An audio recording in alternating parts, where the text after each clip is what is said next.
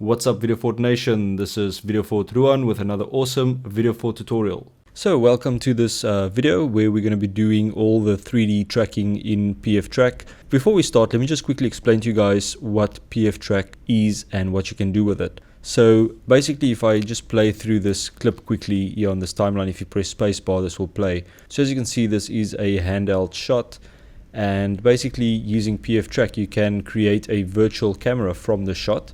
And then you can take that virtual camera into your 3D program like 3ds Max, and you can create some CG objects inside this scene so that it's actually sitting on the floor and it can actually interact with other objects in your scene, and you can cast shadows on the walls or on the floor.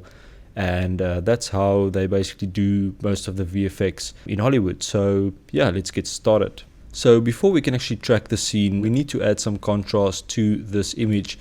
As you can see, it was shot on a very flat picture profile, so it's not really that contrasty. So first of all, what we're going to do, we're going to right click on this node here at the top, and we're going to create a image manipulation node. And on this node, we can actually manipulate the image, so we can change the colors or create a S-curve or whatever. So what we're going to do is we're going to enable curves right here at the bottom. So just tick curves, and then we're going to create a S-curve just to create a bit of contrast. So just click with your mouse once and then drag it down, and then click with your mouse again and then drag it up. So just something like that to create a bit of contrast, and then that will be easier to track. Okay, let's just load our footage into cache. So what you can do on the timeline, just press spacebar, and you'll see that it will actually load everything into memory. Okay, next up we're going to create a UserTrack node. So what you need to do is right click on your image manipulation node, and then you're going to click on UserTrack. And this is basically a manual track where we're going to create the tracking points, and we're going to select how many tracking points we want, etc. So let's create our first tracker. So make sure you're on UserTrack by double clicking on it, and then here at the bottom we're going to click on create, and then we're going to look for a point in our scene that we want to track. So let's try, you can just click and drag around to select your point. So let's try this corner right there. So here at the bottom you can see a zoomed in version of that tracker, and you can also resize the tracker by dragging these points around. So the center is your actual tracking point, and the rectangle around that will be the search area. Okay, before we start tracking, let's just set some parameters.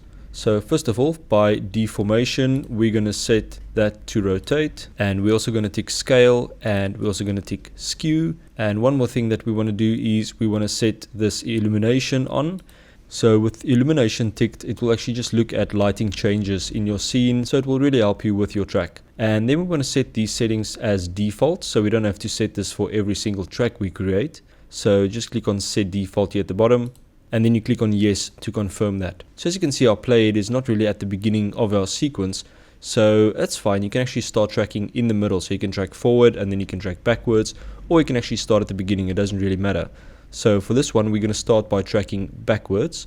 So here at the bottom is your tracking controls, and you can either track one frame at a time, or you can track backwards or forwards all frames. So we're going to start with this one, track backwards, and just click on that and you'll see it will track backwards. And here in this little window, you can just monitor your track. Okay, there we go. That's looking pretty good. And let's go back to where we started, and then we're going to do a track forward. Okay, so that looks like a good track. So if you just scrub through it, you'll see that that cursor will actually stay on that point. And what you want to try and do is you want to try and track points closer to the camera, and you want to try and track points further from the camera, and never track something that actually moves around. So you don't want to track one of these trees or anything that's going to move around in your scene. Stay away from them. So we only want to track static points. So let's track something a little bit closer to the camera.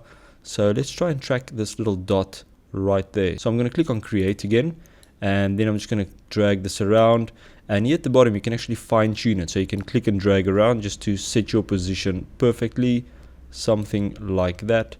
And you can also zoom in here at the top. If you hold in your mouse wheel, you can zoom in and out. And then if you hold in your right mouse button, you can pan around. Another cool trick is if you click on this center view here at the bottom, it will actually center your tracker in this view, and it actually helps a bit when you're doing your tracking to see the tracker staying in the center of this view. So again, we're not at the beginning of our clip, so we're going to start here and we're going to track backwards. So let's do that now. And then just keep an eye here on this monitor at the bottom, and if it goes off, you can just press escape and then I'll show you how to correct that. Okay, that's a good track, so let's go back to our starting position and let's track forward. Okay, so we're going to try and get about 10 user tracks before we go on to the next node. Okay, so that's looking good. I'm just going to zoom out here a bit and just drag this to the center. So now we've got 2 tracking points, and also remember to disable the center view here at the bottom. Okay, so I'm going to zoom in here and I'm going to create a tracking point right here on this corner of this roof. So I'm going to click on create and I'm going to select that point. And for this one, I'm just going to make this tracking point a little bit smaller. And you can actually make the search area smaller as well. And for this, we're actually going to start at the beginning of our clip, which is fine. And then I'm going to click on track forward. You can click on center view again to just center that tracking marker. Cool, that's looking like a good track. So let's just zoom out here and let's disable the center view. So let's look for another point to track. Okay, so I'm going to track this little dot on this wall. So I'm going to click on create, click on that, just make the tracking point a little bit smaller, search area smaller as well, and let's track forward. Cool, that looks like a good track again. So I'm going to show you quickly what will happen if your tracking area actually goes outside of your frame. So just as a quick test, you see the shadow here at the bottom. I'm going to set a new tracking marker to that position, and I'm going to just zoom in there a bit so that you can see what's going to happen here. So I'm going to track forward, and you'll see that the shadow area will actually go outside of the frame very soon. So let's just give it a few seconds. There we go. So it will actually stop your track. So it will tell you, okay, it can't find that tracking point and it's going to stop it. So that's fine. But what you need to do is you need to tell PFTrack that this is the end of your track for that specific tracking marker. So what we're going to do right here at the bottom, you've got hide and then also remove key. And you've got a minus to remove everything before the playhead, and you've got a plus to remove everything after the playhead, and the same with the hide, the H minus for before and the H plus for after. So you want to hide and also delete or remove all these data on this side of this playhead. So just stand on that playhead at the position where that marker went out of the screen, and then we're first going to click on the R plus because we want to remove everything after that playhead. Confirm that by clicking again, and then we also want to hide and confirm that side as well, and you'll see that will just change back to a gray color, and that tracker will actually disappear after that point. So that's actually fine to do that, but for now I'm going to delete this tracker just to make 100% sure that we're only creating very accurate user tracks. So to delete that tracker, we're going to just click on it, and then here on the side click on delete, and then just click again to confirm. Okay, let's find something else to track. So I'm going to track this side as well. So I'm going to click on create a tracking point right there. Just make that a bit smaller, make that smaller as well. And then we're going to click on track forward. Okay, we also need to track back. So let's just go back to the starting position, click on track back and let that run through. Okay, so that was tracker number 5. We need to create at least another 5 user tracks. Okay, so let's zoom into this point on the roof right there, and I'm going to click create. Let's create a tracking point right there. Let's just make that a bit smaller. Let's make that smaller as well, and let's track forward. Okay, that looks like a cool track. So let's just zoom out again. Let's disable center view, and let's see what else we can track here. Maybe let's track this pole right here. So I'm going to go to the first frame and I'm going to click on create. Let's create a box around that area. Let's just make the search area smaller as well, something like that, and let's track forward. Okay, that's looking good. Let's just quickly scrub through here. Yeah, it's looking good. Let's zoom out and let's disable this center view. Okay, we need to create a few more, so let's just zoom in here and see where we can create more tracking markers. So let's maybe create one on this corner of the shadow. So I'm going to click on create. Let's create one right there. Let's just make it a bit smaller. and this one as well, something like that. And let's track forward. Cool, that's looking good. Let's create a few more. Okay, maybe let's create one on this corner of the shadow as well. So create right there, make this a bit smaller, something like that. And because we're right at the end, we're going to track backwards. Okay, cool. Let's create another one.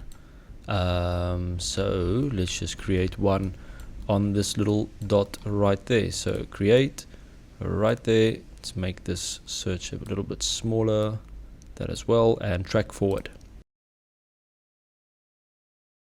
Okay, I'm sure you get the picture by now, but it's really important that you do a really good job with your user tracks. So let's just see what else we can track. Okay, maybe let's track this dot right there. So create a little right there, make it a bit smaller, this one as well, and track forward. Okay, let's create one more user track. So let's see what we can do here. Let's create one on this side. So maybe this small little bush going on here. So let's just click on that, something like that, and let's track forward. Cool, so that should be enough user track points. So next up, we want to create an AutoTrack node that will actually create points automatically. But the reason that we use the user track first is that these points that we created now will be first looked at by PFTrack, and they will be interpreted, and they're much more important than the auto tracks.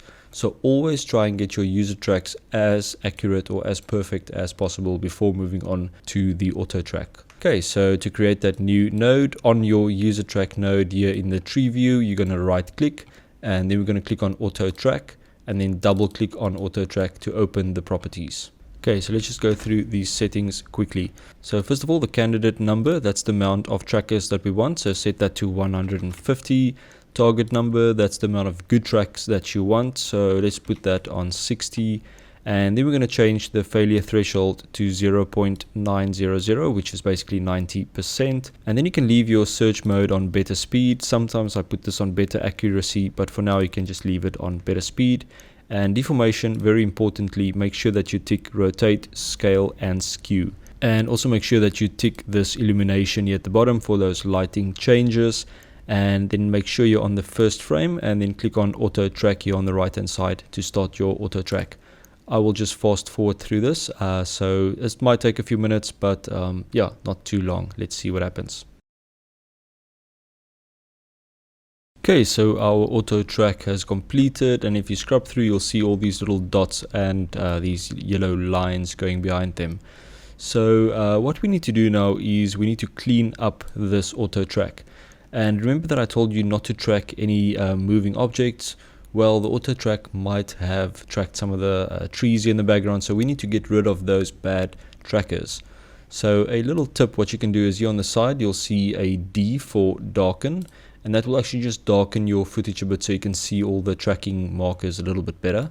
And if you scrub through here, you'll see at the back we've got some tracking markers right in those moving trees, also here at the top. So the best way to get rid of those is to click on this marquee button here on the right hand side, and if you see those, we're just going to click and drag a box around them, and then on your keyboard press delete, and then just delete again to confirm. So just do that for all these tracking points that you see in the trees. So I'm going to scrub through again. I'm just going to look at this side first, and I'm going to see if we have any tracking points in that area, and that's actually looking right. So we've got this little one here. I'm going to delete it. Just double tap your delete button. Maybe this one is a bit risky here on the side of that bit of grass here, so I'm going to delete that. Also, you can just look at some of these tracking points, and if you see any of those that's not really sticking to their location, then delete them as well. So anything that's not really accurate. I'm a bit worried about these two as well in the grass, so I'm going to delete them. Let's just quickly scrub through here a few times. Cool, so once you're happy with your auto track, we're going to create a solve camera node to actually calculate all these trackers from our user track and also the auto track, and then that's going to work out the camera move, and it's going to create a camera for us. So let's go ahead and right click on AutoTrack, and we're going to create a camera solver node. So in the camera solver properties, there are a few things that we can change, nothing too hectic. So what we can do is these translation and rotation, we can actually set some smoothing to this. So basically, if you are 100% sure that all your tracks are perfectly 100% accurate, you can leave this on no smooth, and it will actually use the tracking data on your scene to create your camera movement. But usually you'll have a few trackers that might be off by a few pixels, and then I will set this to a low smooth, both on your translation, the movement, and also the rotation of the camera. So next step to solve the camera is to click on solve all here right at the bottom, and this will actually go into all these tracking points and create a camera for you. Okay, once that's done, you can scrub through your scene and let's see what's happening. So you'll see all these little dots moving around, and currently this grid is not really sitting on the floor. So you can see these dots, they actually sliding over or across this grid. Doesn't look too good. So what we can do is we can set the origin of this grid. So what you can do is just click on any of these little dots. So I'm going to click on that one, and I'm going to click on set origin, and that's going to set my grid origin to that point, and it's going to make sure that it's actually on the floor. So let's just scrub through that, and you can see that's looking a lot better. So let's just play through that by hitting spacebar, and let's just see if that looks alright. Cool, that looks like a really solid track. In the next video, we're going to look at some other nodes just to orient our scene and also to test our track by using some test objects.